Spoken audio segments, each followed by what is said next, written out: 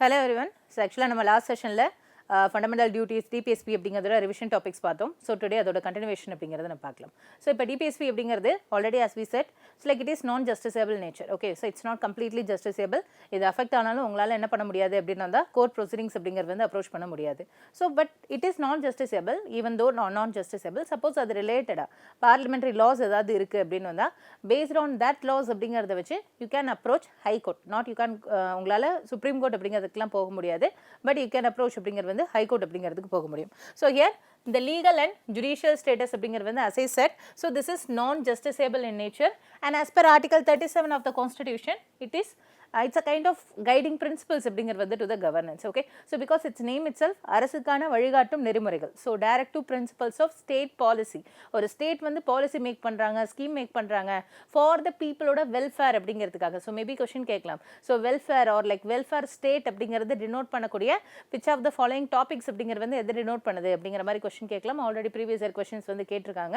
So let's say first option fundamental rights, second option DPSP, third option fundamental duties. This like simple questions தான் கேட்பாங்க. So அப்போ DPSP name it self வந்து எதுதான் சொல்லுதுன்னா அரசுக்கான வழிகாட்டும் நெறிமுறைகள். எதுக்காக வழிகாட்டுறாங்க அப்படின்னு வந்தால் ஸோ பீப்புளோட வெல்ஃபேர் அப்படிங்கிறத என்ஷூர் பண்ணுறதுக்கு. ஸோ வெல்ஃபேரை வந்து என்ஷூர் பண்ணக்கூடிய ப்ரொவிஷன் வந்து என்ன அப்படின்னு பார்த்தீங்கன்னா இட்ஸ் நத்திங் பட் டிபிஎஸ்பி தான். That is mention in article 37 அப்படிங்கிறதுல. ஓகேவா?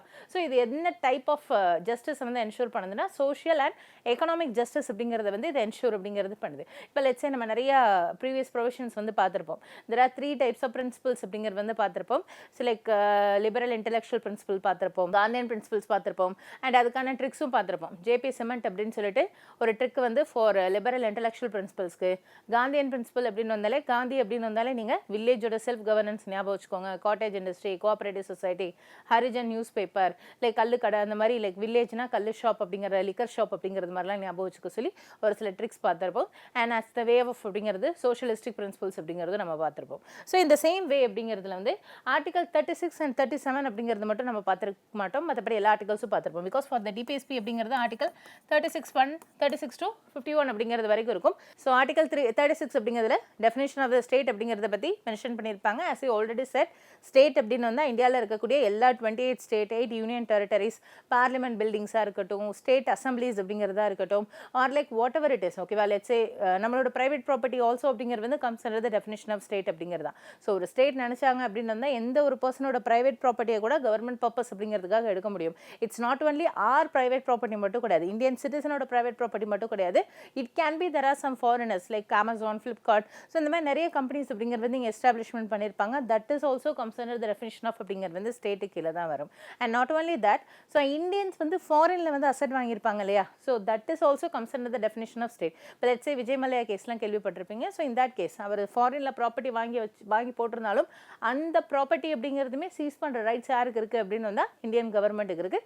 Because that is also comes under the definition of state கீழே தான் வரும். அதே நம்மளோட ப்ராப்பர்ட்டி, இந்தியன் கவர்மெண்ட் ப்ராப்பர்ட்டி வந்து ஃபாரின் லேண்ட்ஸ் அப்படிங்கிறதுல வந்து இருக்கும். Let's say there are some embassies அப்படிங்கிறது வந்து வருது. ஓகேவா? ஸோ எம்பசிஸ் அப்படிங்கிறதுனா இட்ஸ் லைக் பாகிஸ்தானில் வந்து இந்தியாவோட எம்பசி அப்படிங்கிறது கூட இருக்கலாம், பங்களாதேஷில் இந்தியன் எம்பசி அப்படிங்கிறது கூட இருக்கலாம். தட் எம்பசிஸ் ஆல்சோ அப்படிங்கிறது வந்து comes under the definition of state அப்படிங்கிறது கீழே தான் வரும். ஸோ இந்த மாதிரி தெர் இஸ் மல்டிபிள் டெஃபினேஷன்ஸ் அப்படிங்கிறது வந்து ஃபார் த ஸ்டேட். ஓகேவா? ஸோ ஸ்டேட் அப்படின்னு வந்தால் நம்ம எல்லாருக்கும் ஜென்ரலாக 28 state, 8 union territory, there are some parliament buildings பற்றி தெரியும். But it can be other options அப்படிங்கிறதுல இந்த மாதிரி ஒரு சில ஆப்ஷன்ஸ் அப்படிங்கிறது கொடுத்து கேட்கறதுக்கு சான்சஸ் அப்படிங்கிறது இருக்குது. ஓகேவா? So next one is article 37. It ensure social and economic type of justice அப்படிங்கிறது என்ஷூர் பண்ணுது. சோஷியல் ஜஸ்டிஸ்னால் சொசைட்டியில் எல்லாரும் ஈக்குவலாக ட்ரீட் பண்ணுறதா சோஷியல் ஜஸ்டிஸ். அதுக்காக நிறைய ப்ரொவிஷன்ஸ் அப்படிங்கிறது வந்து டிபிஎஸ்பியில் இருக்குது. ஈவன் யூனிஃபார்ம் சிவில் கோட் கூட நீங்கள் எடுத்துக்கலாம். எல்லாரையும் ஈக்குவலாக ட்ரீட் பண்ணணும் அப்படிங்கிறதுக்காக தான் பொது சிவில் சட்டம் அப்படிங்கிறது வந்து ஆர்டிகல் 44 அப்படிங்கிறதுல கொண்டு வரணும் அப்படின்னு சொல்லியிருக்காங்க. பட் இட்ஸ் நாட் எட் அப்படிங்கிறது வந்து எஸ்டாப்ளிஷ் பண்ணலை. பட் ஸ்டில் இது எதை என்ஷூர் பண்ணுதுன்னா சோஷியல் ஜஸ்டிஸ் அப்படிங்கிறத என்ஷூர் பண்ணுது. டிஃப்ரெண்ட் ரிலீஜனை பொறுத்து டிஃப்ரெண்ட் லாஸ் அப்படிங்கிறது வந்து இருக்கணும்னு அவசியம் கிடையாது. ஸோ நம்ம என்ன பண்ணலாம் அப்படின்னு வந்து எல்லாருக்குமே ஈக்குவலாக வச்சுக்கலாம் அப்படின்னு சொல்லிட்டு. நெக்ஸ்ட் ஒன் இஸ் அப்படிங்கிறது வந்து எக்கனாமிக் ஜஸ்டிஸ் அப்படிங்கிறது வந்து எடுத்துக்கிட்டோம்னா let's say for example article 39D அப்படிங்கிறது கூட எடுத்துக்கலாம். So equal pay for equal work.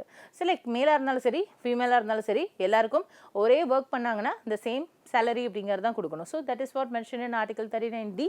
It helps to ensure economic justice. So எது வந்து social and economic justice ensure பண்ணுது அப்படின்னு கேட்டிங்கன்னா டிபிஎஸ்பி. அதே எது பொலிட்டிக்கல் ஜஸ்டிஸ் அரசியல் நீதி அப்படிங்கிறத எது என்ஷூர் பண்ணுது அப்படின்னு கேட்டிங்கன்னா it's nothing but fundamental rights அப்படிங்கிறது தான். So this is what mention in article 37. as I said, it is non justiciable அப்படிங்கிறது nature and this is the fundamental principles அப்படிங்கிறது வந்து ஃபார் த கவர்னன்ஸ். ஸோ ஒரு governance run பண்ணுறதுக்கு ஒரு government அப்படிங்கிறது பீப்புளோட வெல்ஃபேர் என்ஷூர் பண்ணுறதுக்கு டிபிஎஸ்பியோட ப்ரொவிஷன்ஸ் அப்படிங்கிறது வந்து ரெஃபர் பண்ணிக்கலாம். So next one there are some landmark cases அப்படிங்கிறது வந்து something is associated with the DPSP and there is a tussle between fundamental rights and அப்படிங்கிறது வந்து DPSP. ஆக்சுவலாக ஒன் டைம் என்ன இஷ்யூ வந்து கிரியேட் ஆச்சுன்னா there is a tussle between article 39D அப்படிங்கிறதுக்கும் article 14 and 21 அப்படிங்கிறதுக்கு நடுவில் வந்து ஒரு ப்ராப்ளம் கிரியேட் ஆச்சு. ஏன் அப்படின்னு வந்தால் சாரி ஆர்டிகல் 39D இல்லை, so article 39B and C. Article 39B and C அப்படிங்கிறதுக்கும் ஆர்டிகல் 14 and 21 அப்படிங்கிறதுக்கு நடுவில் some tussle. Because article 39B and Cயில் வந்து என்ன சொல்லியிருக்காங்கன்னா equitable distribution of resources and வெல்த்தை வந்து என்ன பண்ணணும் அப்படின்னு வந்தால் கான்சன்ட்ரேஷன் ஆஃப் த வெல்த் அப்படிங்கிறத ப்ரிவென்ட் பண்ணணும் அப்படின்னு சொல்லியிருக்காங்க. ஸோ அப்போ இந்த இடத்துல வந்து ஈக்விட்டபிளாக ரிசோர்ஸஸை வந்து ஸ்ப்ளிட் பண்ணி கொடுக்க சொல்கிறாங்கன்னா இந்த இடத்துல ஆட்டோமேட்டிக்லி எது அஃபெக்ட் ஆகுது, ஈக்குவாலிட்டி அப்படிங்கிறது வந்து அஃபெக்ட் ஆகுது. ஸோ அப்போ it's against of fundamental rights because article 14 and 21 it's a part of fundamental rights and this is comes under the part of DPSP. So we all know that DPSP is non-justiciable. அது affect ஆனாலும் நம்மளால court approach பண்ண முடியாது. But fundamental rights அப்படிங்கிறது வந்து it's not like that. Once இது affect ஆச்சு அப்படின்னு வந்தால் we can approach directly approach supreme court அப்படிங்கிறதே அப்ரோச் பண்ண முடியும். இங்கே பிரச்சனை என்னன்னா ஆர்டிகல் 39B அப்படிங்கிறதுல ஈக்விட்டபிள் டிஸ்ட்ரிபியூஷன் ஆஃப் ரிசோர்ஸஸ்ன்னு சொல்கிறாங்க. ஈக்விட்டபிள் அப்படின்னு வந்தால் இட்ஸ் அகேன்ஸ்ட் ஆஃப் ஈக்குவாலிட்டி அப்படின்னு கூட சொல்லலாம் or like it helps to brings the equality அப்படின்னு கூட சொல்லலாம். ஓகேவா? ஸோ அப்போ இந்த இடத்துல there are different community of peoples இருக்காங்க. புவர் அண்ட் ரிச் பீப்புள் அப்படிங்கிறது இருக்காங்கன்னா புவருக்கு வந்து தெர் ஆர் சம் அதிகமான ரிசர்வேஷன். இப்போ எக்கனாமிக்லி வீக்கர் செக்ஷனுக்கு ரிசர்வேஷன், ஓபிசிக்கு ரிசர்வேஷன். ஸோ இது எல்லாமே ஈக்குவிட்டபிள் பேசிஸில் கொடுக்குறாங்க. இங்கே இடத்துல ஈக்குவாலிட்டி கிடையாது. எக்ஸாம்ஸ்லையுமே எல்லாருமே ஈக்குவலாக ட்ரீட் பண்ணுறாங்களா அப்படின்னு கேட்டால் கிடையாது. Based upon your reservation criteria பொறுத்து உங்களோட கட் ஆஃப் ரேட் அப்படிங்கிறது வந்து ரெடியூஸ் ஆகுது. So it's not equality. So not only this நான் ஜென்ரலாக சொல்கிறேன். ஓகேவா? ஸோ அப்போ it's against of article 14, it's against of article 21 அப்படிங்கிறதுக்கு அகேன்ஸ்ட் அப்படிங்கிறதா இருக்குது. சிலைக்கு இது வந்து அஃபெக்ட் ஆகுது. அதனால் ஆர்டிகல் 39B பேஸ் பண்ணி ஆர்டிகல் 14 அமெண்ட்மெண்ட் பண்ணுமா, ஈக்விட்டிக்காக ஈக்குவாலிட்டி அமெண்ட்மெண்ட் பண்ணுமா அப்படின்னு சொல்லிட்டு தான் இந்த மாதிரி there are some landmark judgments நடந்தது. தட் இஸ் சம்பாக்கம் துரைராஜன் கேஸாக இருக்கட்டும், கேஷானந்த பாரதி கேஸ் அப்படிங்கிறதா இருக்கட்டும், மினர்வா மில்ஸ் கேஸ் அப்படிங்கிறதா இருக்கட்டும். ஃபர்ஸ்ட்டு சம்பாக்கம் துரைராஜன் கேஸில் வந்து என்ன ஜட்மெண்ட் சொன்னாங்கன்னா நோ ஃபண்டமெண்டல் ரைட்ஸ் அப்படிங்கிறதா is greater than DPSP. So ஒரு டிபிஎஸ்பி எஸ்டாப்ளிஷ் பண்ணுறதுக்காக நாட் ஓன்லி திஸ் ப்ரொவிஷன் ஜென்ரலாகவே டிபிஎஸ்பியை வந்து என்ஃபோர்ஸ் பண்ணுறதுக்காக because that can be enforceable by the பார்லிமெண்ட்டா. ஏன்னா இது ரிலேட்டடாக வந்து பார்லிமெண்ட் லா மேக் பண்ணாங்க அப்படின்னு வந்தால் அந்த இடத்துல அது ஜஸ்டிசேபிளாக மாறும். Generally that is non ஜஸ்டிசேபிள். அது அஃபெக்ட் ஆனாலும் கோர்ட் அப்ரோச் பண்ண முடியாது. ஆனால் அது ரிலேட்டடாக ஒரு பார்லிமெண்ட் லா இருக்குன்னா தட் டைம் அப்படிங்கிறது வந்து அது ஜஸ்டிசேபிள் அப்படிங்கிறது வந்து நேச்சர். அப்போ நம்மளால் ஹைகோர்ட் அப்படிங்கிறது அப்ரோச் பண்ண முடியும். ஆனால் இங்கே ஜட்மெண்ட்டில் என்ன சொன்னாங்கன்னா நோ ஸோ ஃபண்டமெண்டல் ரைட்ஸ் அப்படிங்கிறது வந்து இஸ் கிரேட்டர் தேன் அப்படிங்கிறது வந்து டிபிஎஸ்பி என்ஃபோர்ஸ் பண்ணுறதுக்காக என்ன பண்ணக்கூடாதுன்னா ஃபண்டமெண்டல் ரைட்ஸ் அப்படிங்கிறத வந்து அமெண்ட்மெண்ட் பண்ணக்கூடாது. அந்த பர்பஸ்க்காக இதை அமெண்ட்மெண்ட் பண்ணக்கூடாது, அதை பேஸாக வச்சு இதை அமெண்ட்மெண்ட் பண்ணக்கூடாது அப்படின்னு சொல்லிட்டு ஃபர்ஸ்ட் ஜட்மெண்ட் சொன்னாங்க. நெக்ஸ்ட் அதுக்கு அகேன்ஸ்டாக வந்து கேஷானந்த பாரதி கேஸ் 1973 என்ன சொன்னாங்கன்னா இல்லை ஸோ அது பெருசு இது பெருசு அப்படிலாம் கிடையாது. So we have to maintain the harmony. அந்த ஃபண்டமெண்டல் ரைட்ஸ்க்கும் டிபிஎஸ்பிக்கு நடுவில் ஒரு நல்லிணக்கம் அப்படிங்கிறது வந்து மெயின்டைன் பண்ணணும் அப்படிங்கிறது தான் இதில் வந்து சொன்னாங்க. நல்லிணக்கம்னா என்ன, எப்படி மெயின்டைன் பண்ணுவாங்க அப்படின்னு கேட்டிங்கன்னா இப்போ லெட்ஸே வந்து ஒரு டசல் வருது, ஒரு பிரச்சனை வருது, அந்த ஆர்டிக்கலுக்கும் இந்த ஆர்டிக்கலுக்கும் ஃபண்டமெண்டல் ரைட்ஸோட ஆர்டிக்கலுக்கும் டிபிஎஸ்பியோட ஆர்டிக்கலுக்கும் நடுவில் வந்து பிரச்சனை வருதுன்னு வச்சுக்கோங்க. இதுக்காக இதை என்ஃபோர்ஸ் பண்ணுறதா அப்படின்னு சொல்லிட்டு அப்படி வரும்போது ரெண்டு பேருக்குமே ஒரு சில பெனிஃபிட்ஸோ இல்லை ரெண்டு பேருக்குமே ஒரு சில ப்ராப்ளம்ஸோ வர மாதிரி, ஐ மீன் நெகட்டிவ்ஸ், பாசிட்டிவ் அண்ட் நெகட்டிவ்ஸ் ரெண்டு பேருக்குமே இருக்கிற மாதிரி ஒரு பேலன்ஸான மேனரில் என்ன பண்ணணும் அப்படின்னு வந்தால் அந்த அப்ரோச் அப்படிங்கிறது இருக்கணும். ப்ரொவிஷன்ஸ் அப்படிங்கிறது அதுக்கேற்ற மாதிரி அலோகேட் பண்ணணும் அப்படிங்கிறது தான் இந்த கேஷானந்த பாரதி கேஸ் அப்படிங்கிறதுல கொண்டு வந்தாங்க. So we have to maintain the bedrock of balance and even though it's a part of basic structure doctrines because we all know that. So இந்திய அரசியலமைப்பின் அடிப்படை கூறுகள் அப்படின்னு சொல்லுவாங்க பேசிக் ஸ்ட்ரக்சர்னா. அதை கான்ஸ்டிடியூஷனே அமெண்ட்மெண்ட் பண்ணாலும் என்ன பண்ண முடியாது, பேசிக் ஸ்ட்ரக்சரை வந்து அமெண்ட்மெண்ட் பண்ண முடியாது. ஸோ தட் பேசிக் ஸ்ட்ரக்சர் அப்படிங்கிறது வந்து விட்ஸ் பிரிங் அவுட். ஸோ லைக் கொண்டு வந்தது யார் அப்படின்னு கேட்டிங்க அப்படின்னு வந்தால் கேஷானந்த பாரதி கேஸ். அதில் எதை கொண்டு வந்து போட்டாங்க அப்படின்னு வந்தால் this fundamental fundamental rights and டிபிஎஸ்பிக்கு நடுவில் என்ன பண்ணணும் பிரச்சனைன்னு வரும்போது ஒரு பேலன்ஸ் அப்படிங்கிறத மெயின்டைன் பண்ணணும் அப்படிங்கிறத இதில் வந்து கொண்டு வந்தாங்க. ஸோ நெக்ஸ்ட் ஒன் அப்படிங்கிறது வந்து இந்த மினரவா மில்ஸ் கேஸ் 1980 அப்படிங்கிறதுல என்ன சொன்னாங்கன்னா இந்த பேலன்ஸ் அப்படிங்கிறது வந்து எதை டிஸ்ட்ராய் பண்ணக்கூடாது அப்படின்னு வந்தால் இன்னொரு ப்ரொவிஷன் அப்படிங்கிறத டிஸ்ட்ராய் பண்ணுற மாதிரி இருக்கக்கூடாது அப்படின்னு சொன்னாங்க. ஏன் அப்படின்னு வந்தால் நான் சொன்னேன் இல்லையா, ரெண்டு பேருக்குமே சம் பாசிட்டிவ்ஸ் இருக்கிற மாதிரி ரெண்டு பேருக்குமே சம் நெகட்டிவ்ஸ் இருக்கும். ஃபண்டமெண்டல் ரைட்டுக்கு சின்ன சின்ன நெகட்டிவ் வந்தால் டிபிஎஸ்பிக்கும் சின்ன சின்ன நெகட்டிவ் இருக்கும். ஆனால் அந்த நெகட்டிவ் அப்படிங்கிறது அவங்கள டிஸ்ட்ராய் பண்ணுற மாதிரி இருக்கக்கூடாது, அந்த கம்ப்ளீட் ப்ரொவிஷனே டிஸ்ட்ராய் பண்ணுற மாதிரி இருக்கக்கூடாது. ஏன் அப்படின்னு வந்தால் நம்மளுக்கே தெரியும், இங்கே ஜென்ரலாக ஃபண்டமெண்டல் ரைட்ஸோட பவர் வந்து இஸ் கிரேட்டராக இருக்குது. டிபிஎஸ்பியை கம்பேர் பண்ணும்போது ஃபண்டமெண்டல் ரைட்ஸோட பவர் கிரேட்டராக இருக்குது. ஏன்னா இன்ஹெரண்ட்லி அது எப்படி இருக்குது அப்படின்னு வந்தால் ஜஸ்டிசேபிள் நேச்சர் அப்படிங்கிறதா இருக்குது. ஸோ அப்போ இந்த இடத்துல நம்ம ஒரு ஃபண்டமெண்டல் ரைட்ஸ்க்கு ஒரு நெகட்டிவ் வந்து மேபி பெரிய அளவில் அஃபெக்ட் ஆகாது. ஆனால் டிபிஎஸ்பிக்கான ஒரு நெகட்டிவ் வந்து அது பெரிய அளவில் வந்து அஃபெக்ட் பண்ணுறதுக்கான சான்சஸ் இருக்குது. அந்த மாதிரி இன்னொரு ப்ரொவிஷனை வந்து அது கம்ப்ளீட்டாக டிஸ்ட்ராய் பண்ணுற மாதிரி இருக்கக்கூடாது. அந்த பேலன்ஸுமே ஒரு ப்ரொவிஷனை வந்து கம்ப்ளீட்டாக டிஸ்ட்ராய் பண்ணுற மாதிரி இருக்கக்கூடாது அப்படின்னு சொல்லிட்டு மினரவா மில்ஸ் கேஸில் கொண்டு வந்தாங்க. And finally we all know that Unnikrishnan case அப்படிங்கிறது வந்து ஆர்டிகல் 21 ஐ மீன் எஜுகேஷனை வந்து ரைட் டு எஜுகேஷன் அப்படிங்கிறது வந்து ஆர்டிகல் 21A வந்து என்ன பண்ணாங்க அப்படின்னு வந்து அமெண்ட்மெண்ட் பண்ணி கொண்டு வந்தாங்க. And we all know that DPSP அப்படிங்கிறதுல வந்து ஆர்டிகல் 45 நம்ம லாஸ்ட் கிளாஸே பார்த்துருப்போம், லிபரல் இன்டெலெக்சுவல் பிரின்சிபல்ஸ் அப்படிங்கிறதுல வந்து பார்த்துருப்போம். So here it is article 45 6 to 14 இயர்ஸ்க்கு compulsory education and also less than 6 years அப்படிங்கிறதுக்கு ஏர்லி சைல்ட்ஹுட் கேர் அப்படிங்கிறது பார்த்துருப்போம். இதை அமெண்ட்மெண்ட் பண்ணி தான் என்ன அமெண்ட்மெண்ட் ஆக்டில் அமெண்ட்மெண்ட் பண்ணாங்க, it's comes under 86th constitution amendment act அப்படிங்கிறதுல தான் அமெண்ட்மெண்ட் பண்ணி அதை ஃபண்டமெண்டல் ரைட்ஸில் 21A வந்து கொண்டு வந்தாங்க. ஸோ அது ரிலேட்டடான கேஸ் ஜட்ஜ்மெண்ட் அப்படிங்கிறது தான் இந்த Unnikrishnan case. So already previous year கொஸ்டின்ஸில் கேசஸ்லாம் கேட்டிருக்காங்க, with respect to article or with respect to provision கொடுத்துட்டு அது ரிலேட்டடான கேஸ் என்னன்னு கேட்கலாம். இல்லை கேஸோட நேம் கொடுத்துட்டு இப்போ உன்னிகிருஷ்ணன் கேஸ் அப்படின்னு கொடுத்துட்டு கீழே ஆப்ஷன்ஸில் வந்து என்ன கேட்கலாம் அப்படின்னு வந்தால் இந்த மாதிரி ரைட்ஸ் வந்து என்னென்ன இருக்குது அப்படின்னு கேட்கலாம். ஓகேவா? So with this like DPSP completed. And one more thing, so DPSP ஓட significance என்ன அப்படின்னு பார்க்கலாம். So first one, இதில் என்ன இருக்குன்னா moral and political ideals அப்படிங்கிறது இருக்குது. we all know that. so இது எதை ensure பண்ணுதுன்னா social and economic justice அப்படிங்கிறது ensure பண்ணுது. and it has some ideals, ஒரு சில கருத்துக்கள் வந்து politically அப்படிங்கிறது வந்து and moral ideals அப்படிங்கிறது பற்றி கருத்துக்கள் அப்படிங்கிறதே சொல்லியிருக்காங்க. பட் ஜஸ்டிஸ்ன்னு பார்க்கும்போது only social and economic justice தான், political justice கிடையாது. political justice ensure பண்ணுறது யார் அப்படின்னு வந்தால் fundamental rights தான் ensure பண்ணுறாங்க. நான் ஆல்ரெடி சொன்ன மாதிரி வெல்ஃபேர் ஸ்டேட்டுங்கிறது it's a keyword, it's a very very important keyword. Already previous year questions அப்படிங்கிறதுல நிறைய டைம் கொஸ்டின் கேட்டிருக்காங்க. ஸோ வெல்ஃபேர் ஸ்டேட்டை என்ஷூர் பண்ணுற ப்ரொவிஷன் எது அப்படின்னு கேட்டிங்கன்னா இட்ஸ் நத்திங் பட் டிபிஎஸ்பி அப்படிங்கிறது தான். And it's a yardstick of governance, good governance. So ஒரு மக்களுக்கு நல்ல ஒரு கவர்னன்ஸ் கொடுக்குறாங்களா இல்லையா, ஸோ அது எந்த அளவு இருக்குது அப்படிங்கிறது அளக்கக்கூடிய அளவுகோல். ஸோ யார்ட் ஸ்டிக்ங்கிறது it's nothing but a scale. ஓகேவா? எந்த அளவுக்கு வந்து மக்களுக்கு நலன் கிடைக்குது, எந்த அளவுக்கு மக்கள் வந்து கஷ்டப்படுறாங்க, அதை அளவிடக்கூடிய ஒரு கருவியாக வந்து என்ன இருக்குது அப்படின்னு கேட்டால் திஸ் டிபிஎஸ்பி இருக்குது. ஏன்னா அதுதான் வெல்ஃபேர் அப்படிங்கிறத என்ஷூர் அப்படிங்கிறது படுது. அண்ட் இதை வச்சு நம்மளால் என்ன பண்ண முடியும்னா there are some legislative and administrative reforms அப்படிங்கிறத பண்ண முடியும். ஏன்னா கவர்மெண்ட்டே இதை வந்து ஒரு பேசிக் ரெஃபரன்ஸாக யூஸ் பண்ணி தான் என்ன பண்ணுறாங்க அப்படின்னு வந்தால் பாலிசி ஸ்கீம்ஸ் போடுறாங்க அப்படிங்கிறதுனால ஸோ நம்மளால் அட்மினிஸ்ட்ரேட்டிவும் சம் ரிஃபார்ம்ஸ் வந்து இதை வச்சு பண்ண முடியும். அண்ட் லா வைஸும் நம்மளால் இதை வச்சு ஒரு சில ரிஃபார்ம்ஸ் அப்படிங்கிறது வந்து பண்ண முடியும். ஈவன் தோ இட் இஸ் நான் ஜஸ்டிசபிளாக இருந்தாலும் இதை வச்சு நம்மளால் என்ன பண்ண முடியும் அப்படின்னு வந்தால் some reforms அப்படிங்கிறது கொண்டு வர முடியும். Now the difference between fundamental rights அப்படிங்கிறது வந்து DPSP அப்படிங்கிறத பார்க்கலாம்.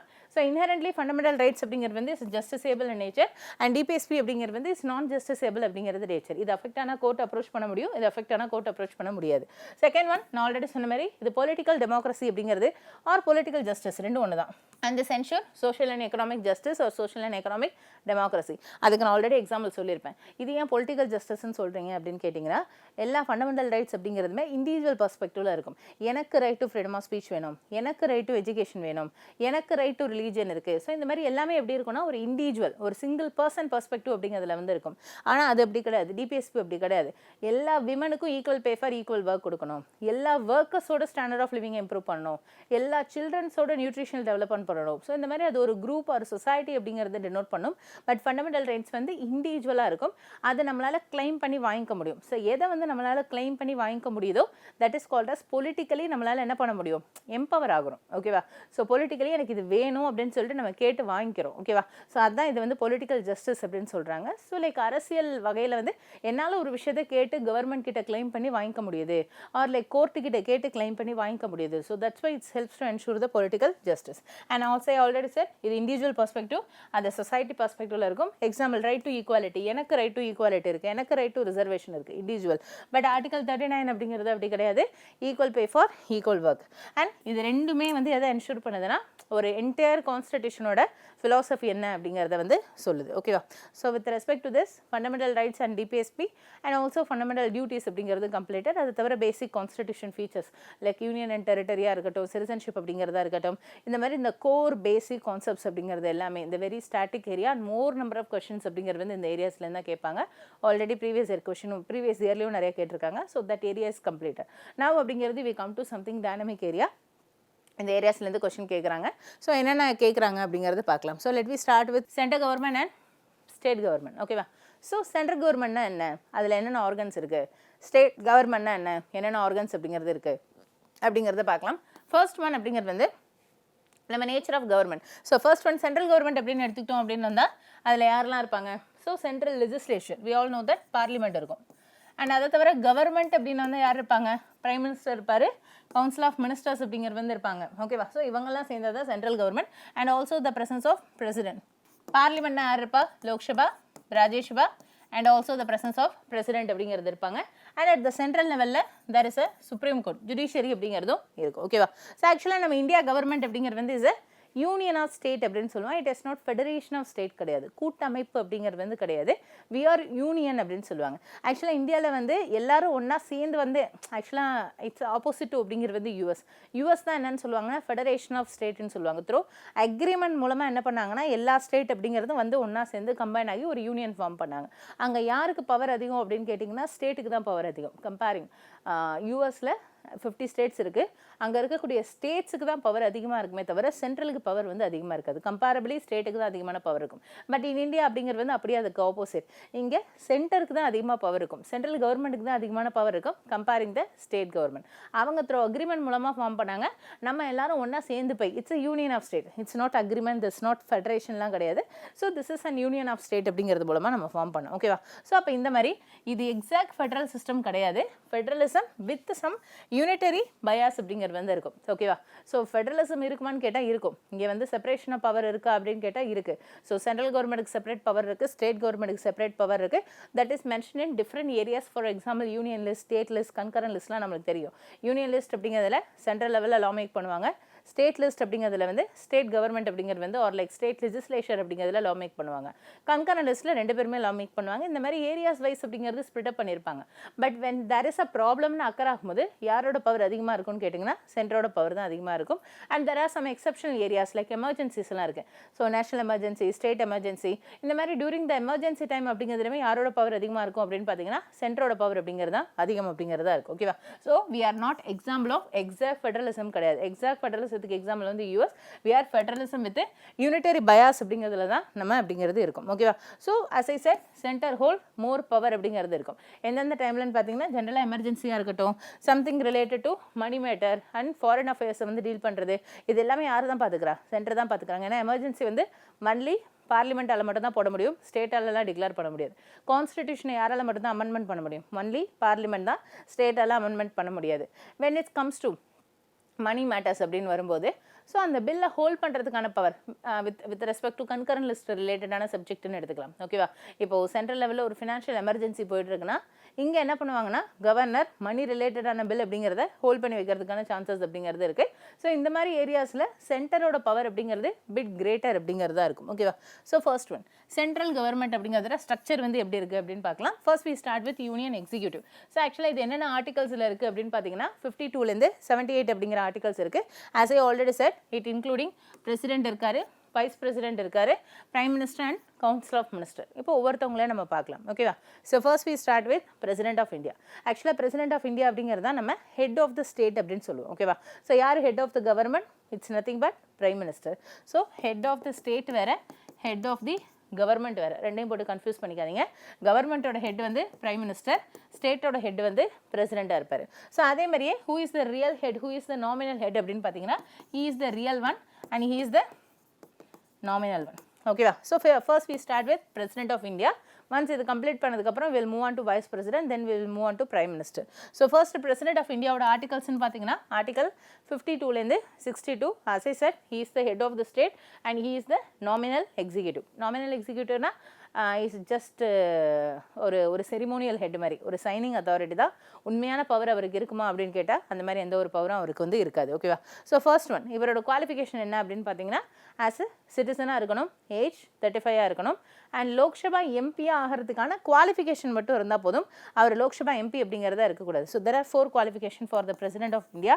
First one is citizen, age is 35, and Lok Sabha MP ஆகிறதுக்கான குவாலிஃபிகேஷன் இருக்கணும். பட் லோக்சபா எம்பியாக இருக்கக்கூடாது. ஏன் லோக்சபா எம்பியாக இருக்கக்கூடாது அப்படின்னு வந்தால் இவருக்கு ஆஃபீஸ் ஆஃப் ப்ராஃபிட் இருக்கக்கூடாது. So that is the reason. Because நான் லோக்சபா எம்பியாகவும் இருந்துக்கிட்டு நான் பிரசிடெண்ட்டாகவும் இருக்கேன்னு வச்சுக்கோங்களேன், எனக்கு 2 சேலரி வரும். அப்போ என்னோட பிரசிடென்ட் போஸ்டிங்கை லோக்சபா எம்பி போஸ்டிங்கை வச்சு இன்ஃப்ளூயன்ஸ் பண்ணுறதுக்கான சான்சஸ் இருக்குது தானே. பிகாஸ் நான் 2 கவர்மெண்ட் போஸ்டிங், நீங்கள் ஒரு ப்ரைவேட் போஸ்டிங் ஒரு கவர்மெண்ட் போஸ்டிங்கில் இருக்கலாம், தட் டசன்ட் மேட்டர். இப்போ நீங்கள் ஒரு ஆஃபீஸர் ஆகுறீங்க அப்படின்னு வந்தால், ஸோ இட் கேன் பி ஒரு டிஎன்பிஎஸ்சிலையோ ஒரு லைக் எஸ்ஐலையோ ஏதோ ஒரு ஆஃபீஸர் ஆகுறீங்க. கவர்மெண்ட் ஆஃபீஸராக இருந்துட்டு ப்ரைவேட்டாக ஒரு பிஸ்னஸ் ரன் பண்ணலாமான்னு கேட்டால் அஃப்கோர்ஸ் ரன் பண்ணலாம். So that is in matter, that is not consider to be office of profit கிடையாது. ஆனால் நீங்கள் கவர்மெண்ட்லேயே 2 போஸ்டிங் வச்சுருக்கீங்கன்னு வச்சுக்கோங்களேன். லெட்ஸே நீங்கள் ஐஏஎஸ் ஆஃபீஸராகவும் இருக்கீங்க, at the same time Indian foreign சர்வீஸ்லேயும் இருக்கீங்கன்னு வச்சுக்கோங்களேன். ஸோ ஆக்சுவலாக இருக்க முடியாது, hectic work, but still so இப்போ இருக்கீங்க அப்படின்ற பட்சத்தில் இந்த ஆஃபீஸோட ஃபங்க்ஷன்ஸை அங்கே இன்ஃப்ளூயன்ஸ் பண்ணுறதுக்கும் அந்த ஆஃபீஸோட இன்ஃப்ளூயன்ஸை இங்கே யூஸ் பண்ணுறதுக்கும் சான்சஸ் இருக்குது. ஸோ இந்த மாதிரி 2 கவர்மெண்ட் ஆஃபீஸில் ஒர்க் பண்ணுறதுனால ஸோ ப்ராப்ளம் தான் கிரியேட் ஆகும். ஸோ அதை தான் வந்து ஆஃபீஸ் ஆஃப் ப்ராஃபிட்னு சொல்கிறாங்க. அதுக்கு மேலே 2 சேலரி கிரெடிட் ஆகுமா? ஸோ ஆஃபீஸ் ஆஃப் ப்ராஃபிட்னா ப்ராஃபிட் வந்து இட்ஸ் நாட் ஒன்லி அமௌண்ட்டுன்னு மட்டும் கிடையாது, it can be some privilege கிடைக்கிறதா இருக்கட்டும், அவார்டு கிடைக்கிறதா இருக்கட்டும். இப்போ லெட்ஸே நீங்கள் ஒரு ஐஏஎஸ் ஆஃபீஸராக இருக்கீங்க அப்படின்னு வந்தால் உங்களை வந்து ஒரு பிஎஸ்என்எல்ல சிஇஓவாக உட்கார வைக்கிறாங்கன்னு வச்சுக்கோங்க. பிஎஸ்என்எல் அப்படிங்கிறது is a part of government தான். So that is also government, and IAS officer is also the part of government தான். ஸோ அப்போ இந்த இடத்துல நான் ஐஏஎஸ் ஆஃபீஸராகவும் இருந்துக்கிட்டு அட் த சேம் டைம் அப்படிங்கிறது வந்து சிஇஓவாகவும் உட்காரேன் அப்படின்னு வந்தால் என்னோட பொசிஷனோட பவர் அப்படிங்கிறத நான் பிஎஸ்என்எல்ல வந்து இன்ஃப்ளூயன்ஸ் பண்ணுறதுக்கு சான்சஸ் இருக்குது தானே. ஸோ இந்த வே ஆஃப் இன்ஃப்ளூயன்ஸ், அங்கே எனக்கு போஸ்டிங் தான் கொடுத்துருக்காங்க, மேபி எனக்கு சேலரி கொடுக்காம கூட இருக்கலாம், but that posting also consider to be office of profit. ப்ராஃபிட்னா இட்ஸ் நாட் ஒன்லி மணி மட்டும் கிடையாது, it is also some other, it can be ப்ரிவிலேஜாக இருக்கலாம், ஒரு அவார்டாக இருக்கலாம். ஸோ ஏதோ ஒரு வகையில் ஈவன் மை வேர்டு கூட வந்து அங்கே இன்ஃப்ளூயன்ஸ் பண்ணுறதுக்கான சான்சஸ் இருக்குது. ஓகேவா? இப்போ நான் ஒரு விஷயம் சொன்னால் யாரும் கேட்க மாட்டாங்க, பட் என்னோட இடத்துல ஒரு சிஎம்ஓ பிஎம்ஓ இருந்து ஒரு வார்த்தை சொல்கிறாங்கன்னா அது உடனே நடக்கிறதுக்கு சான்ஸ் இருக்கு இல்லையா. That is also consider to be the office of profit அப்படிங்கிறதா. ஸோ அதெல்லாம் இருக்கக்கூடாது அப்படின்னு சொல்லிட்டு தான் அவருக்கு லோக்சபா எம்பி ஆகிறதுக்கான தகுதி மட்டும் இருந்தால் போதும். அது ஏன் லோக்சபா எம்பி அப்படின்னு கேட்டிங்க அப்படின்னு வந்தால் he is a people representative. President அப்படிங்கிறது வந்து இஸ் அ பீப்புள் ரெப்ரஸன்டேட்டிவ். ஏன்னா அவரோட உறுதிமொழியிலேயே வந்து என்ன தான் சொல்லியிருப்பாருன்னா, நான் மக்கள் நலனை பாதுகாப்பேன் அப்படின்னு தான் சொல்லியிருப்பாரு. ஓகேவா? To protect the welfare of the state அப்படின்னு சொல்லியிருப்பாரு. ஸோ அதனால் அவர் பீப்புளோட ஒரு பிரதிநிதியாக வந்து உட்காந்துருக்காரு. அதனால அவரை நம்ம டைரெக்டாக எலெக்ட் பண்ணமா அப்படின்னு கேட்டால் கிடையாது. ஸோ அட்லீஸ்ட் அவருக்கு அந்த குவாலிஃபிகேஷன் அது கொடுத்துருக்காங்க. According to the constitution he should be the people representative. So அதனால தான் இவர் லோக்சபா எம்பி ஆகிறதுக்கான தகுதிகள் மட்டும் இருந்தால் போதும், லோக்சபா எம்பியாக இருக்கக்கூடாது. ஓகேவா? So this is the qualification to become the president. Next one is அப்படிங்கிறது வந்து எலக்ட்ரல் காலேஜ் அப்படின்னு பார்த்தீங்க. யார் இவங்க எலெக்ஷனை கண்டக்ட் பண்ணுவாங்கன்னு பார்த்தீங்கன்னா எலெக்ஷன் கமிஷன் ஆஃப் இந்தியா தான் கண்டக்ட் பண்ணுவாங்க. அண்ட் இதில் யாரெல்லாம் இன்க்ளூடட்னா எல்லா எலெக்டட் எம்பிஸ் அண்ட் எம்எல்ஏஸ் அப்படிங்கிறது தான் ஓட்டு போட்டு இன்டைரக்டாக வந்து பிரசிடென்ட் வந்து எலெக்ட் பண்ணுவாங்க. ஏன்னா நம்ம டைரெக்டாக பீப்புள் எலெக்ட் பண்ணுறது கிடையாது, இன்டைரக்டாக எலெக்டட் எம்பிஸ் அண்ட் எம்எல்ஏஸ் அப்படிங்கிறதுலாம் சேர்ந்து இன்டைரக்டாக தான் எலெக்ட் பண்ணுவாங்க. அண்ட் அந்த சிஸ்டம், அந்த எலெக்ஷன் மெத்தடுக்கு பேர் என்னென்னா PRS STB மெத்தட் அப்படின்னு சொல்லுவாங்க. Proportional representative system of single transferable vote அப்படின்னு சொல்லுவாங்க. அதாவது பிரதிநிதித்துவ ஒற்றை வாக்கு வாக்கெடுப்பு முறை அப்படின்னு சொல்லுவாங்க. ஓகேவா? ஒற்றை மாற்று வாக்கெடுப்பு முறை அப்படின்னு சொல்லுவாங்க. அண்ட் த டேர்ம்ஸ் அப்படிங்கிறது வந்து 5 years அப்படிங்கிறது we all know that. And இவருக்கு ஓத்து வந்து யார் எடுப்பா அப்படின்னு பார்த்தீங்கன்னா சீஃப் ஜஸ்டிஸ் ஆஃப் இந்தியா அப்படிங்கிறது தான் ஓத்தெடுப்பார். சப்போஸ் அவர் இல்லை உடம்பு இல்லைன்னு என்ன பண்ணுவாங்கன்னா அதை தவிர other senior most supreme court judges இருப்பாங்க இல்லையா, அவங்க வந்து ஓத்தெடுப்பாங்க. அண்ட் இம்பீச்மெண்ட் ப்ராசஸ், இம்பீச்மெண்ட்னா ஒரு பிரசிடென்ட் அப்படிங்கிறதுல பதவி நீக்கம் அப்படின்னு அர்த்தம். ஸோ எப்போ வந்து அவரை பதவி நீக்கம் பண்ணுவாங்கன்னா அவர் தன்னோட உறுதிமொழி அப்படிங்கிறத மீறும் போது. ஏன்னா அவர் என்ன உறுதிமொழி எடுத்திருக்காரு, நான் மக்கள் நலனை பேணி பாதுகாப்பேன், இந்திய அரசியலமைப்பு மற்றும் சட்டத்தை பேணி பாதுகாப்பேன் அப்படின்னு சொல்லிட்டு ஒரு உறுதிமொழி எடுத்திருக்காரு. சட்டத்தை பாதுகாப்பேன்னு சொல்லிட்டு அவரே ஒரு கொலை பண்ணால் தப்பு தானே. ஸோ ஜென்ரலாக ஒரு பர்சன் பிரசிடென்ட்டாவோ இல்லை கவர்னராக இருக்கும்போது அவர் மேலே கிரிமினல் கேஸ் வந்து ஃபைல் பண்ண முடியாது. ஆனால் அவரே ஒரு கொலை பண்ணிட்டாரு அப்படின்னு சொல்லிட்டு அவருக்கு அகேன்ஸ்டாக என்ன பண்ணலாம், இம்பீச்மெண்ட் ப்ராசஸ் அப்படிங்கிறது வந்து இனிஷியேட் பண்ணலாம். So that is comes under the article 61. என்ன மெஜாரிட்டியில் வந்து அவரை ரிமூவ் பண்ணுவாங்க அப்படின்னு கேட்டிங்கன்னா 2/3 அப்படிங்கிறது வந்து total. It's a special majority, சிறப்பு பெரும்பான்மை, type 4. There are 4 types of special majority and at the type 4 அப்படிங்கிறதுல சிறப்பு பெரும்பான்மையில தான் அவர் வந்து ரிமூவ் அப்படிங்கிறது வந்து பண்ணுவாங்க. ஸோ நெக்ஸ்ட் ஒன் இஸ் அப்படிங்கிறது வந்து what are the powers of அப்படிங்கிறது வந்து president. So he has lot of powers. So powers அப்படின்னா தான் இஸ் ஒன்லி நாமினல் எக்ஸிக்யூட்டிவ் தான். ஈவன் தோ அவர் வந்து நாமினலாக இருந்தாலும் இஸ் த சைனிங் அத்தாரிட்டினா. ஸோ சைன் பண்ணால் மட்டும்தான் எந்த ஒர்க்குமே நடக்கும் அப்படிங்கிற மாதிரி இருக்கும். So first one legislative power, executive wise power இருக்கும், ஃபினான்ஷியல் வைஸ் அவருக்கு ஒரு சில பவர்ஸ் இருக்கும், ஜுடிஷியல் வைஸ் பவர் இருக்கும், எமர்ஜென்சி பவர்ஸ் அப்படிங்கிறது இருக்கும், சம் மிலிட்ரி ஃபாரின் அஃபேர்ஸில் கூட அவருக்கு ஒரு சில பவர்ஸ் அப்படிங்கிறது இருக்கும். ஸோ ஃபர்ஸ்ட் லெஜிஸ்லேட்டிவ் பவர்ஸ் அப்படின்னு பார்த்தீங்கன்னா என்னை தாண்டி தான் எந்த ஒரு பில்லுமே ஆக்டாக கன்வெர்ட் ஆக முடியும். So I am the signing authority. நான் ஓகே பண்ணால் மட்டும்தான், ஐ மீன் த பிரசிடென்ட் ஓகே பண்ணால் மட்டும்தான் எந்த ஒரு பில்லாக இருந்தாலும் சரி அது சட்டம் அப்படிங்கிறதா மாறும். So giving assent to the bill. அப்படி பில்லாக மாறுறதுக்கு நடுவில் லோக்சபாவுக்கும் ராஜ்யசபாவுக்கும் நடுவில் டசில் வரதுக்கு சான்சஸ் இருக்குது தானே, பிரச்சனை வரதுக்கு சான்சஸ் இருக்குது தானே. அப்படி பிரச்சனை இருக்குன்னா அந்த பிரச்சனையை தீர்க்கறதுக்காக என்னால் எது கூட ஃபார்ம் பண்ண முடியும்னா ஜாயிண்ட் சிட்டிங் பார்லிமெண்ட் அப்படின்னு சொல்லுவாங்க. ஸோ யார் ஜேஎஸ்பி ஃபார்ம் பண்ணுவா? ஜேஎஸ்பினா இட்ஸ் நத்திங் பட் கூட்டு அமர்வு பாராளுமன்றம் அப்படின்னு சொல்லுவாங்க. அதாவது ஒரு பிரச்சனைன்னு வரும்போது டெட்லாக் கண்டிஷன் அக்கறாகும் போது அங்கே ஜேஎஸ்பி அப்படிங்கிறது வந்து ஃபார்ம் பண்ணுவாங்க. ஸோ அப்போ அதுவும் கைண்ட் ஆஃப் லெஜிஸ்லேட்டிவ் ஃபங்க்ஷன் தான். பிரசிடென்ட் தான் வந்து அதை கன்வீன் பண்ண முடியும். And it is headed by the speaker அப்படிங்கிறது வந்து இருப்பாங்க. சபாநாயகர் வந்து இருந்து அதை வழி நடத்துவாங்க. சிம்பிள் மெஜாரிட்டியில் மறுபடியும் ஒருக்காங்க வந்து அந்த பில்லை பாஸ் பண்ணி டைரெக்டாக இங்கேருந்து அந்த பில் யாருக்கிட்ட போயிடும் அப்படின்னு வந்தால் டு த பிரசிடென்ட் அப்படிங்கிறது கிட்ட போயிடும். ஸோ இந்த வேலை அந்த ப்ராப்ளம் அப்படிங்கிறத சார்ட் அவுட் பண்ணுவாங்க. ஸோ மற்றபடி வேறு என்னென்ன சட்ட அதிகாரங்கள் வந்து அவருக்கு இருக்குது, சட்டமன்றத்தில் பாராளுமன்றத்தில் அதிகாரங்கள் இருக்குது அப்படின்னு பார்த்தீங்கன்னா போத் லோக்சபா அண்ட் ராஜ்யசபா அப்படிங்கிறதுக்கு மெம்பர்ஸை இவர் தான் நாமினேட் பண்ணுவார். லோக்சபா அப்படிங்கிறதுல முன்னாடி 2 ஆங்கிலோ இண்டியன்ஸை நாமினேட் பண்ணிட்டு இருந்தாங்க. பட் இப்போ தெர் இஸ் நோ நாமினேட்டட் மெம்பர்ஸ்லாம் கிடையாது. பிகாஸ் 104 104வது அரசியலமைப்பு திருத்த சட்டத்தில் அந்த ப்ரொவிஷன் என்ன பண்ணிட்டாங்கன்னா கம்ப்ளீட்டாக ரிமூவ் பண்ணிட்டாங்க. பட் ஸ்டில் ராஜ்யசபாவில் 12 மெம்பர்ஸ் அப்படிங்கிறத நாமினேட் பண்ணிட்டு தான் இருக்காங்க. ஸோ 12 மெம்பர்ஸ் அப்படிங்கிறது வந்து they come from art, science, social service and literature. There are 4 field இருக்குது. ஸோ இந்த 4 ஃபீல்ட்லேருந்து என்ன பண்ணுவாங்க அப்படின்னு வந்து அவங்கள நாமினேட் பண்ணுவாங்க. ஸோ பை த பிரசிடென்ட் தான் நாமினேட் பண்ணுவார். இந்த இடத்துல எல்லா வேலையும் பார்க்குறது பிரசிடென்ட் தான், சைனிங் அத்தாரிட்டி பிரசிடென்ட் தான். பட் அவர் பண்ண சொல்கிறது எல்லாருமே யார் அப்படின்னு வந்தால் பிரைம் மினிஸ்டர் தான். ஸோ அப்போ நான் சைன் பண்ணுறேன் அப்படின்னு வந்தால் பின்னாடியிலேருந்து பிரைம் மினிஸ்டர் தான் என்ன பண்ணுவாங்கன்னா என்ன கைட் பண்ணுவாங்க. அவரோட எய்ட் அண்ட் அட்வைஸ் கேட்டு தான் நான் அசன் கொடுக்கறதா இருக்கட்டும், ஜேஎஸ்பி ஃபார்ம் பண்ணுறதா இருக்கட்டும், மெம்பர்ஸை நாமினேட் அப்படிங்கிறது வந்து பண்ணுறதா இருக்கட்டும், அண்ட் ஈவன் ஒரு கூட்டத்தொடர் அப்படிங்கிறத கூட்டுறதா இருக்கட்டும். ஸோ அது சம்மனிங் அண்ட் ப்ரோகேஷன் ஆஃப் செஷன் அப்படின்னு சொல்லுவாங்க. ஓகேவா? ஸோ சம்மன் அப்படின்னு வந்தால் செஷனை ஆரம்பிக்கிறது, கூட்டத்தொடரை ஆரம்பிக்கிறது. ப்ரோக் அப்படின்னு வந்தால் கூட்டத்தை முடிக்கிறது. ஸோ எப்போ ஆரம்பிக்கும் எப்போ முடிக்கும் அப்படிங்கிற டீட்டெயில்ஸும் யார் தான் கொடுப்பா அப்படின்னு வந்தால் நான் தான் கொடுப்பேன். நான் நினச்சா என்ன பண்ண முடியும்னா ஈவன் லோக்சபாவையே கலைக்க முடியும். ஓகேவா? ஸோ ஒரு பிரசிடென்ட் நினச்சா என்டையராக லோக்சபா அந்த மக்களவை அப்படிங்கிறத கம்ப்ளீட்டாக டிசால்வ் பண்ண முடியும். ஆனால் it's not my own wish கிடையாது. அண்ட் அஃப்கோர்ஸ் பிரைம் மினிஸ்டரும் அதை கொடுக்க மாட்டார், அட்வைஸ் கொடுக்க மாட்டார். ஏன் கொடுக்க மாட்டார் அப்படின்னு வந்தால் சப்போஸ் நான் லோக்சபாவை கழிச்சிட்டேன்னா லோக்சபா மெஜாரிட்டி சப்போர்ட்டில் தானே பிரைம் மினிஸ்டரே உட்காந்துட்டு இருக்காரு.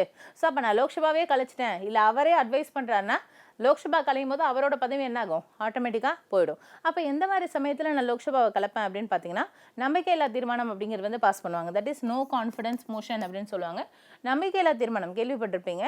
லைக் நம்பிக்கையில்லா தீர்மானம் even the current prime minister Narendra Modi sir அப்படிங்கிறது மேலேயுமே பாஸ் பண்ணியிருக்காங்க. 2 டைம்ஸ் வந்து பாஸ் பண்ணியிருக்காங்க. மேபி கொஸ்டின் கேட்கலாம், எத்தனை முறை வந்து அந்த கரண்ட் எக்ஸிஸ்டிங் பிஜேபி கவர்மெண்ட் மேலே நம்பிக்கையில்லா தீர்மானம் பாஸ் பண்ணியிருக்காங்கன்னு கேட்கலாம். 2 டைம்ஸ். மேக்ஸிமம் டைம்ஸ் எந்த கவர்மெண்ட் மேலே பாஸ் பண்ணியிருக்காங்கன்னு கூட கொஸ்டின் கேட்கலாம். ஸோ எந்த கவர்மெண்ட்னா இந்திரா காந்தி மேம் கவர்மெண்ட் அப்படிங்கிறது மேலே தான் மேக்ஸிமம் டைம்ஸ், அதாவது 14 முறை என்ன பண்ணியிருக்காங்க அப்படின்னு வந்தால் நம்பிக்கையில்லா தீர்மானம் பாஸ் பண்ணியிருக்காங்க. ஸோ இந்த மாதிரி நம்பிக்கையில்லா தீர்மானம் பாஸ் பண்ணி எக்ஸிஸ்டிங் கவர்மெண்ட் என்ன பண்ணிட்டாங்கன்னா டிசால்வ் பண்ணிட்டாங்க. அப்போ புதுசாக ஒரு கவர்மெண்ட் வந்து லோக்சபாலேருந்து ஃபார்ம் பண்ணணும் இல்லையா? ஏன்னா லோக்சபா தான் இங்கே யாருக்கு மெஜாரிட்டி சப்போர்ட் எம்பிஸ் வந்து சப்போர்ட் பண்ணுறாங்களோ அவங்களால தான் கவர்மெண்ட் ஃபார்ம் பண்ண முடியும். ஸோ அப்போ இந்த இடத்துல புது கவர்மெண்ட்டை வந்து என்ன பண்ணணும் அப்படின்னு வந்தால் ஃபார்ம் பண்ணுறதுக்காக அவங்க கான்ஃபிடன்ஸ் மோஷன் வந்து பாஸ் பண்ணணும். நம்பிக்கை இல்லைன்னு சொல்லிட்டு எக்ஸிஸ்டிங் கவர்மெண்ட்டை டிசால்வ் பண்ணிட்டீங்க. அப்போ இன்னொரு கவர்மெண்ட் மேலே நம்பிக்கை இருக்குது அப்படின்னு சொல்லிட்டு இந்த கவர்மெண்ட் அப்படிங்கிறத ஃபார்ம் பண்ணும். ஆனால் இவங்களால ஃபார்ம் பண்ண முடியல. மேபி சம் கூட்டணி சிக்கலாக இருக்கலாம், இல்லை ஒரு மெஜாரிட்டி சப்போர்ட் வந்து ஒரு சிங்கிள் பார்ட்டிக்கு இல்லாமல் இருக்கலாம். ஏதோ ஒரு பிரச்சனைனால ஃபார்ம் பண்ணலன்னு வச்சுக்கோங்களேன். அப்போ இவங்க யாருக்குமே லைக் அவங்க எம்பிஸாக இருக்கிறதுக்கு தகுதியே இல்லை அப்படின்னு தானே அர்த்தமாகுது. ஏன்னா மக்கள் எல்லாரும் அவங்களை எதுக்காக ஓட்டு போட்டு உட்கார வச்சுருக்காங்க? தங்களுக்கு ஏதோ ஒரு நலன் கொடுப்பாங்க அப்படின்னு சொல்லிட்டு தான். ஆனால் அவங்களுக்குள்ள சண்டை போட்டுட்டு ஒரு கவர்மெண்ட்டை கூட அவங்களால ஃபார்ம் பண்ண முடியல. ஏன்னா கவர்மெண்ட்டுன்னு ஒன்று வந்தால் தானே என்ன பண்ண முடியும், பாலிசி போட முடியும், ஸ்கீம் போட முடியும், சட்டம் அப்படிங்கிறத ஏற்ற முடியும், மக்களுக்கான நலன் கொடுக்க முடியும். ஸோ அப்போ இந்த இடத்துல இது எதுவுமே நடக்கலை அப்படின்னு வந்தால் so what is the role of அப்படிங்கிறது வந்து எம்பிஸ் ஹியர். ஸோ அதனால் அவங்க எல்லாத்தையும் கம்ப்ளீட்டாக டிசால்வ் பண்ணிடுவாங்க. ஸோ அந்த சமயத்தில் தான் ஒரு சில கண்டிஷன் பேசிஸில் தான் இவர் என்ன பண்ணுவாருன்னா டிசால்வ் பண்ணுவார். So this is the legislative powers அப்படிங்கிறது வந்து to president. The next one is executive power. Executive பவர்னு பார்த்தீங்கன்னா சம்டைம்ஸ் ஆர்டினன்ஸ் போடுவாங்க, அதுவும் வந்து executive power of president. But இது எல்லாமே பிரைம் மினிஸ்டரோட அட்வைஸில் தான் நடக்குது. ஸோ ஆர்டினன்ஸ் அப்படிங்கிறது வந்து சிறப்பு சட்டம் அப்படின்னு சொல்லுவாங்க, இல்லை ஸ்பெஷல் சட்டம் அப்படின்னு சொல்லுவாங்க. ஒரு சில பர்டிகுலர் டைம் அப்படிங்கிறதுல தான் இந்த சட்டம் அப்படிங்கிறது வந்து ஃபார்ம் பண்ணுவாங்க. ஓகேவா? ஸோ அப்போது இதில் வந்து ஆர்டினன்ஸ் அப்படிங்கிறது வந்து போடுறது அப்படிங்கிறதும் it's a power of president. So இது வந்து when both of the houses அப்படிங்கிறது வந்து not in the session, Lok Sabha Rajya Sabha இரு அவைகள் அப்படிங்கிறதும் செஷனில் இல்லாட்டியோ இல்லை ரெண்டுத்துல ஏதாவது ஒரு அவை இல்லாட்டி கூட என்ன பண்ணலாம், ஆர்டினன்ஸ் போடலாம். ஏன்னா 2 ஹவுஸ் இருந்தால் மட்டும்தானே சட்டம் அப்படிங்கிறத ஏற்ற முடியும். ஸோ அந்த மாதிரி சமயத்தில் ஆர்டினன்ஸ் போடுவாங்க. ஸோ லைக் இது வந்து one of the executive power of president. So with this session is completed. So இதோட கண்டினியூஷன் நம்ம நெக்ஸ்ட் செஷனில் கண்டினியூ பண்ணலாம். Thank you to all.